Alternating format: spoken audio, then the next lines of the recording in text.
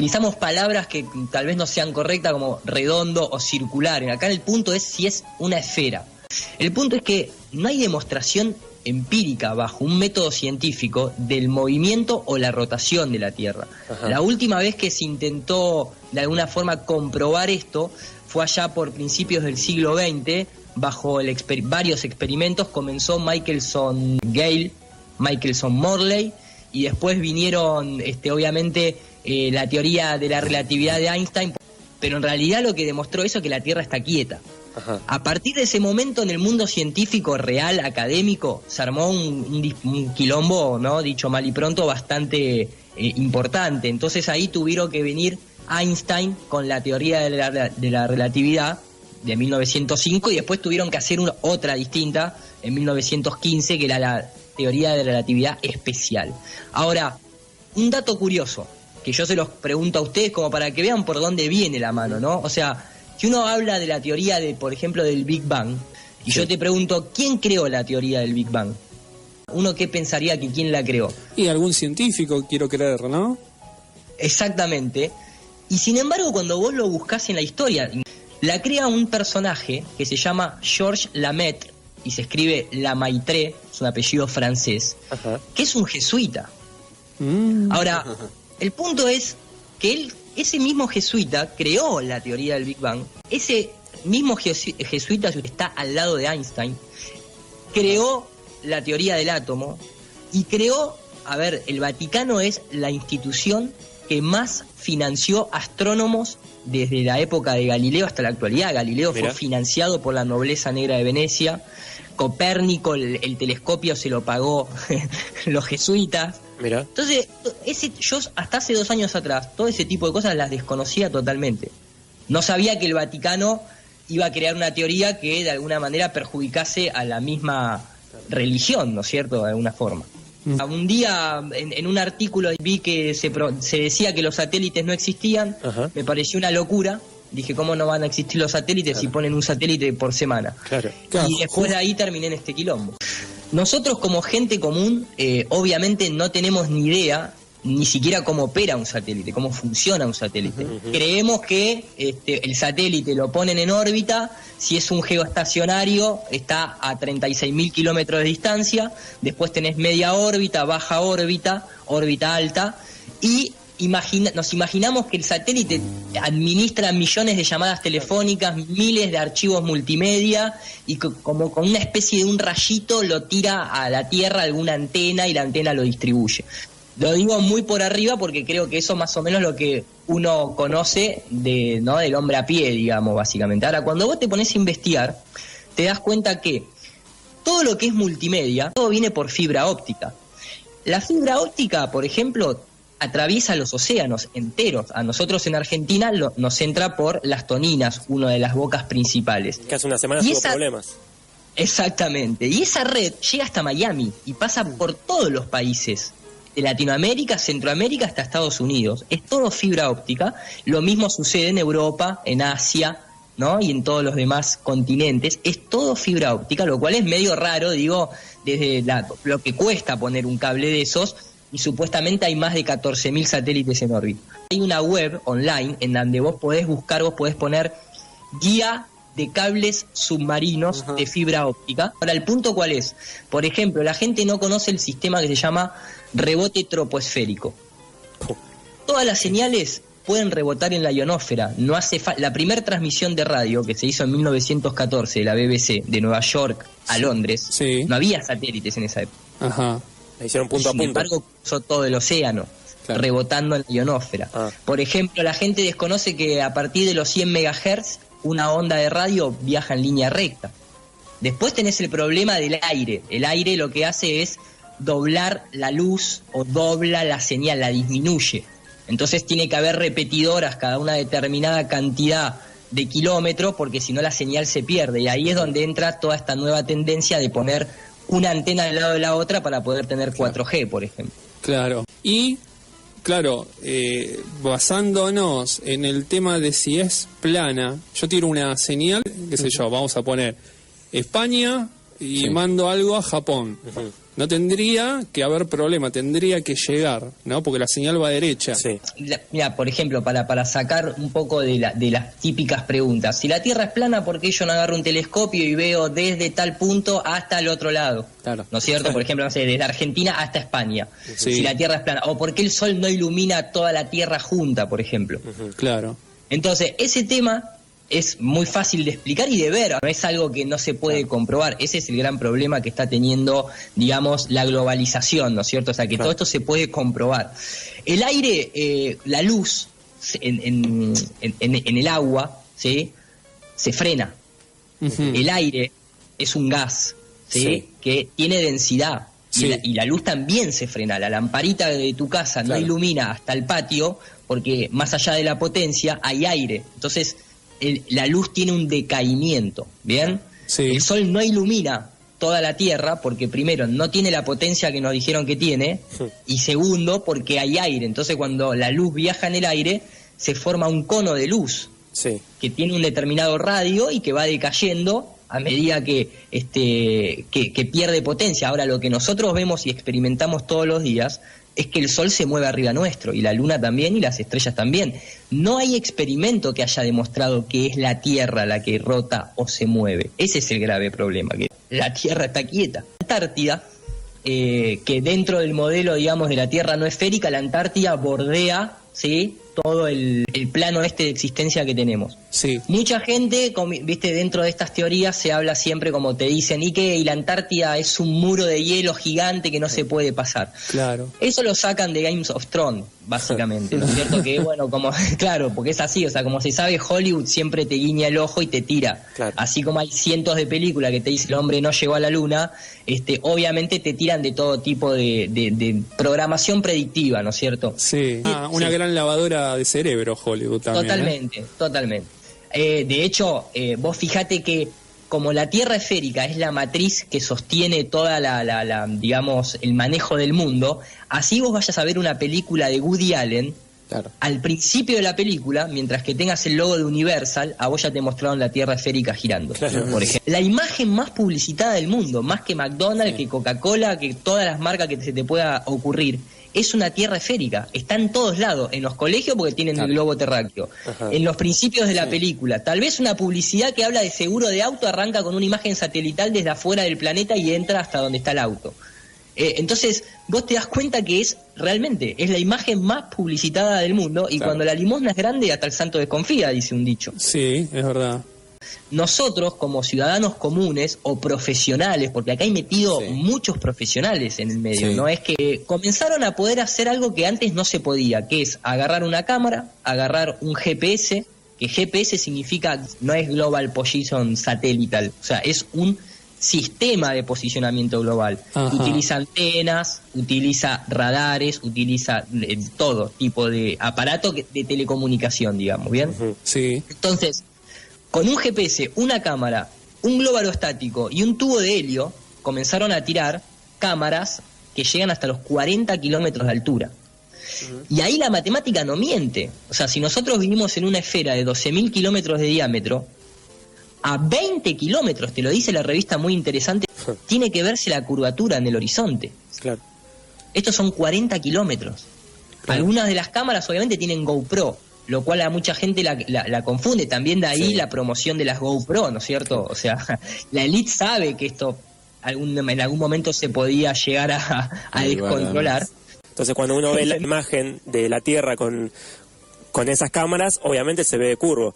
Existe una élite que está principalmente dominada por el Vaticano y por la comunidad judía, ¿no? El sionismo y los jesuitas están ahí arriba, son incluso los que tienen las fábricas para las armas, son los que manejan la religión mundial. Es un tema muy amplio, no estamos metiendo a todos en la misma bolsa, lógicamente estamos hablando de esas caras que no se ven, o sea, Claro. el Vaticano tiene al general de los jesuitas, porque los jesuitas es una orden militar, que es lo que se conoce como el Papa Negro. O casualidad, Francisco. el Papa actual, claro, pero que también es jesuita. O sea, es la primera vez en la historia de la religión católica, apostólica, romana, que un jesuita llega a ser papa. Todo esto viene de la orden templaria, de la orden del Temple. Por eso Suiza Los templarios son, de alguna forma, por eso están todos los bancos en Suiza, por ellos se declaran país neutral porque sí, o sea, básicamente. Ajá. Pero no es porque sí, es porque no te olvides que los templarios fueron los de las cruzadas. Sí, Jacques de Molay, ¿no? ¿Puede ser? Exactamente.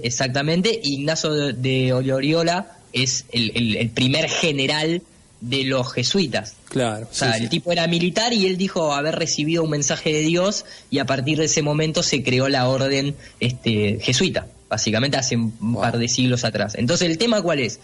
El tema es que por algo la Guardia Imperial del Vaticano son suizos. Uh-huh. Suiza tiene la bandera roja con una cruz. Es verdad. Templarios.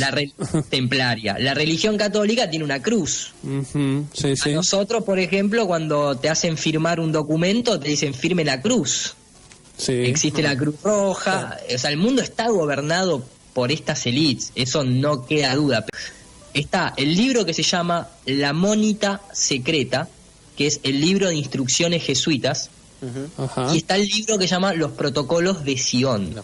Es bastante claro lo que dice. Dentro de los Protocolos de Sion se dice hay una frase que cuando te pones a ver esto decís, bueno, es bastante acertada, ¿no? Ellos dicen así: nuestro pacto creará una ilusión que será tan grande, tan inmensa, que escapará a la percepción.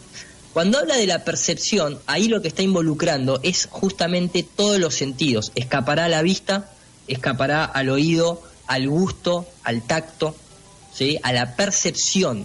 Vos no sentís que gires, vos nunca vas a ver la curva en el horizonte, nunca vas a ver la Tierra desde afuera, nunca vas a ver nada de lo que nos han dicho que es el heliocentrismo. Y encima finaliza diciendo: aquellos que vean serán acusados de dementes. Y es lo primero que surge cuando vos decís la Tierra no es esférica. O sea, nosotros sabemos que élites como por ejemplo la masonería o la élite mundial, ellos adoran, y esto es empírico, ellos adoran a Apolo. Por eso las misiones a la Luna se llamaban Apolo. El Rockefeller Center tiene un Apolo puesto de estatua en la puerta. Pero ¿quién es Apolo? Apolo es la representación del Sol. ¿Sí? Uh-huh. Dentro de la filosofía griega, pero ese equivalente está en todos los escritos religiosos. Estas élites adoran al sol. Y entonces a nosotros que nos dijeron, ustedes le dan la vuelta a nuestro Dios, que es el sol. Ajá. Y vos nunca lo vas a ver eso. Claro. Ni siquiera la NASA te puede mostrar que nosotros le damos la vuelta al sol. Claro. Hizo la operación High Jump. La operación High Jump. Pero después está la operación Dominique, y después está la operación Sunbeam, y después está la operación Deep Freeze. Sí, y esas no las cuentan tanto. Fíjate que la palabra Sion, muy utilizada sobre todo en el mundo del reggae, significa sol central. Uh-huh. Esa es la significancia. De hecho, por ejemplo, en los americanos, a los hijos le dicen mi sol, my son. Claro. Uh-huh. Entonces, cuando vos te pones a ver, constantemente nos hacen invocar al sol, pero constantemente, en palabras que tal vez ni siquiera cotidianamente evaluamos, ¿no es cierto? Pero ahí está presente el Dios de ellos constante. Y cuando vos decís, ¿por qué hacen esto? Y bueno, hay una cuestión espiritual y una cuestión secundaria que es la parte económica, porque económicamente si ellos fabrican el dinero, o sea, no necesitan más dinero. Pero a vos te pueden hacer más pobre teniendo que pagar un montón de cosas que en realidad no existen. Vos pensás que para fabricar un satélite la NASA de manual exige 30 kilos de oro o 3 kilos de oro en papel tipo aluminio, ¿viste? Pero de oro. Ajá. Y después eso vuelve para ellos. Ellos nos dicen que nosotros vivimos en un universo aleatorio porque algo explotó o se expandió y el universo es aleatoriedad pura. Pero en nuestro mismo sistema solar de golpe coincide que la luna nunca se le ve la otra cara. Siempre coincide que el sol está 400 veces más lejos, pero la luna es 400 veces más chica y entonces por eso parece que se ve igual en el cielo, pero no es que sea igual. Los eclipses, cuando va a haber un eclipse, nunca se ve la luna, porque justo coincide con luna nueva, entonces no se ve la luna. Entonces vos decís, ¿pero qué clase de Big Bang es ese? Que es todo aleatorio, pero justo al final nos dicen que nosotros no somos el centro del universo, pero pareciera ser que los fenómenos más coincidentes suceden a nosotros estamos. Entonces medio raro, pero la cuestión del cambio climático acá lo que la gente tiene que comprender es, se venden acciones, te pueden instalar bases militares en nombre del cambio climático, y sobre todo acá el problema es que nos echan la culpa a nosotros como seres humanos del cambio climático, cuando ellos, en la operación Dominic de 1950 y pico, para ver qué pasaba en la atmósfera, tiraron 39 bombas de hidrógeno arriba, hasta 80 kilómetros de altura, haciendo explosión, y no pasó absolutamente nada. Tremendo. De nada. Imagínate si va a salir un cohete de la NASA. Estamos hablando de potencia tratando de penetrar la atmósfera. Cuando sale un cohete, cuando sale algún satélite, llega hasta una determinada altura y después te lo ponen por animación computada. Exactamente, esa altura se llama la línea de Kármán. Yo recuerdo haber estado viendo cuando se lanzó la ARSAT 1 por la tele, Canal 7 creo que era lo pasaba, y me acuerdo que lo estaba, subía, y de golpe animación computada. Y digo, ¿por qué me ponen esto y no me dejan seguir viéndolo si se veía bien? No, y además que no solamente eso, sino que si vos ves el lanzamiento de cualquier cohete, se inclina. Claro. A los 20 kilómetros de altura ya se inclina, está para abajo el cohete. Y se apaga estando, o sea, la cámara, una filmadora, por más lente que tenga, no puede enfocar más de 40, 50 kilómetros de distancia sin hacer zoom al objeto, obviamente, ¿no es cierto? Y ahí ya apagan los motores principales, o sea, ya se desprende de la cohetería principal y vos decís, pará, vos pensás algo, para romper la supuesta teoría de la gravedad, ese cohete que vos estás viendo y que el camarógrafo está tomando tiene que alcanzar los 27.000 kilómetros por hora antes de salir de la atmósfera. Vos decís, no hay experimentación, ni un avión militar puede viajar más de 4.000 kilómetros por hora y tiene una aerodinámica y un peso incomparable a cualquiera de esos cohetes que nos dicen que alcanza los 27.000 kilómetros por hora. Una locura. O sea, cuando vos te lo pones a estudiar matemáticamente, ahí es cuando empezás a decir, che, acá hay algo raro. Porque que tantos físicos empiecen a cuestionar este tema, con cálculos matemáticos y demostraciones empíricas, es que hay algo raro realmente. Porque acá también muchas veces surge la pregunta, pero si todos los planetas son esféricos, ¿por qué el nuestro no? Claro. Primero que no son esféricos los otros planetas, no podés determinar que sean esféricos porque nunca se vio una vuelta completa.